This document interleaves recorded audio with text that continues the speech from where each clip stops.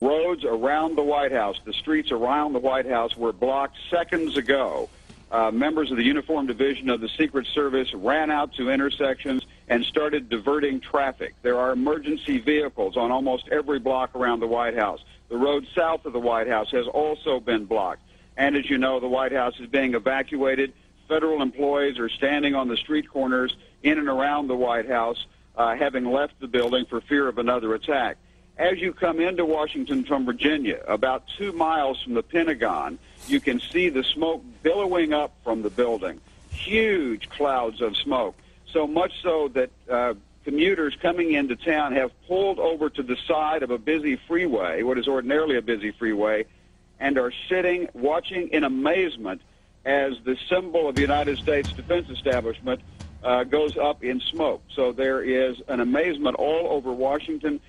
People are not sure what to think. You've got a lot of federal employees standing around in this area watching as the streets are blocked off and emergency vehicles rush to and fro. We're not sure what they are up to, but clearly there is concern about the safety of them. What could have caused this type of damage?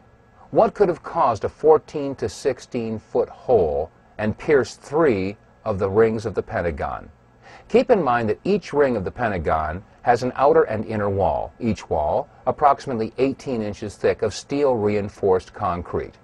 That means that each ring consisted of 36 inches or 3 feet of steel reinforced concrete for a total of approximately 9 feet of steel reinforced concrete. Question: could a 757 have pierced 9 feet of steel reinforced concrete and left a 14 to 16-foot hole and no wreckage? If not, what could have created that type of damage? On our radio program, The Power Hour, we have a lot of veterans and military experts that listen in, and many have called up and agreed that it could not have been a 757 that created that damage, but in fact had to be something else altogether. What could have caused that damage? Some call it a bunker buster or a missile.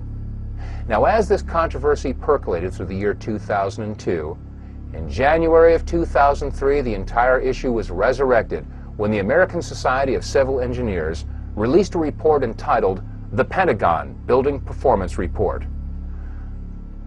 The announcement was made on CNN, and they showed an animated video that illustrated how the 757 slammed into the Pentagon and took out 50 support columns. When we again look at these photographs, I ask, do you see support columns that have been destroyed?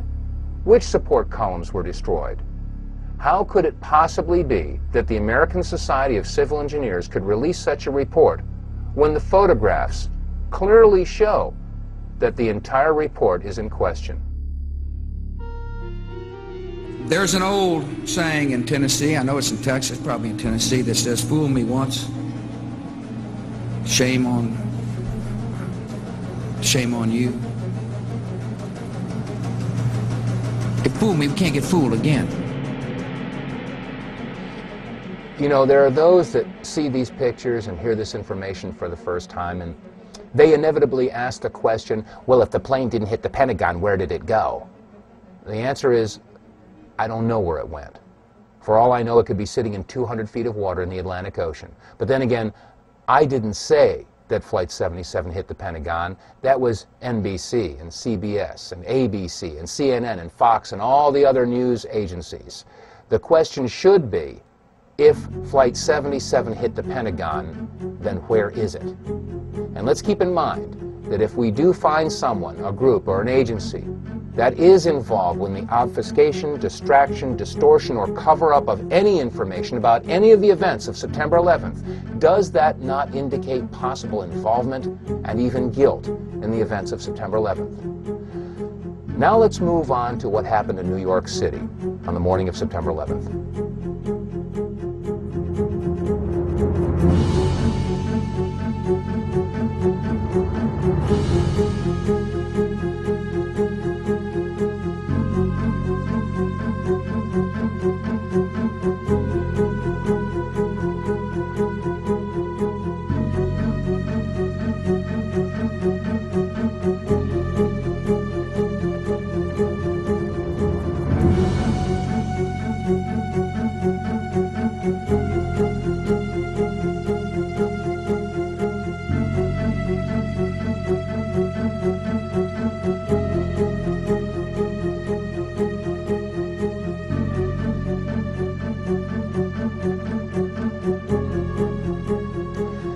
These are just a few of the images that are indelibly etched in the minds of every man and woman on the face of this planet that happened to be near a television set on the morning of September 11th of 2001. Most of us will never forget where we were and what we were doing on that day. Now, right after September 11th, many conspiracy theories began to arise to try to explain how and why the towers came down. Well, this is no different than any other major event in history, from the assassination of John F. Kennedy to his brother Robert Kennedy, and from the assassinations of Martin Luther King and John Lennon to the explosion in Oklahoma City that destroyed the Murrah Building in 1995 and the downing of TWA Flight 800. All of these were followed by conspiracy theories to try to explain these events. Well, on September 11th, there was a lot of discussion about explosions that went on around the building and in the building. Some of these reports were televised, but only once. Let's take a look at some of these reports and review what had happened on September 11th.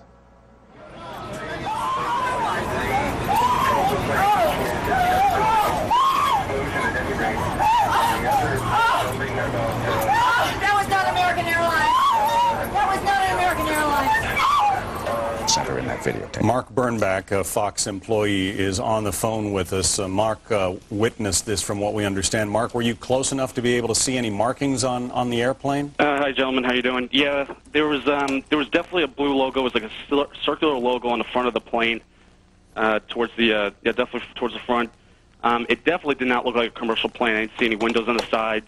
Mark, if what you say is true, those could be cargo planes or something like that. You said you didn't see any windows in the side? I didn't see any windows on the sides. I saw the plane flying low. I was probably like a block away from the subway in Brooklyn, and that plane came down very low. And again, it was not a normal flight that I've ever seen at an airport. It was a plane that had a blue logo on the front, and it did not look like it belonged in this area, to be frankly about it. I mean, that's not an accident. That was not American Airlines. The entire top of the building just blew up. A second explosion and another explosion. We have a report now of a fourth explosion at the Trade Center. There has just been a huge explosion. It almost looks like one of those implosions of buildings that you see. We heard a very loud blast, an explosion. Not clear now is why this explosion took place. Do you know if it was an explosion or if it was a building collapse? To me, it sounded like an explosion. But it was a huge explosion. I saw the two buildings. I'm thinking it was a bomb because two of them. This is actually, we believe, debris from one of the planes that hit one of the towers on the World Trade Center. The FBI is here, as you can see. They had roped this area off. They were taking photographs and securing this area just prior to that huge explosion that we all heard and felt. In the September 24th, 2001 edition of People magazine, on page 34, an interview with Louis Cacciola, a 51-year-old firefighter assigned with Engine 47 of Harlem, New York, had this to say. "We were the first ones in the second tower after the plane struck. I was taking firefighters up in the elevator to the 24th floor to get in position to evacuate workers. On the last trip up, a bomb went off. We think there was bombs set in the building." Well, Louis Cacciola isn't the only firefighter who claims that there were explosives or demolition charges going off in and around the World Trade Center. We made it at least 2 blocks, and we started running.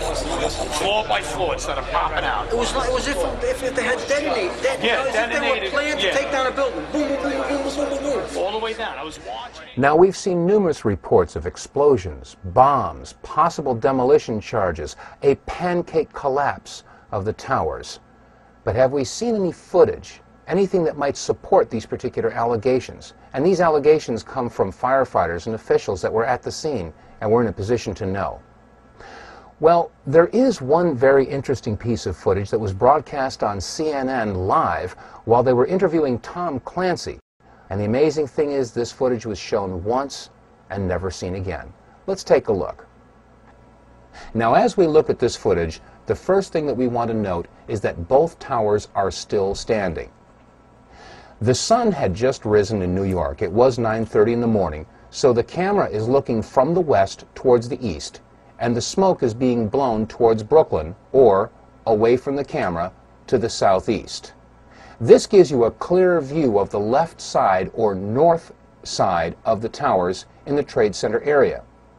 If you follow the left tower all the way down to the street level, you'll notice that you can see all the way down to the buildings below. Now the question is, if both towers are still standing,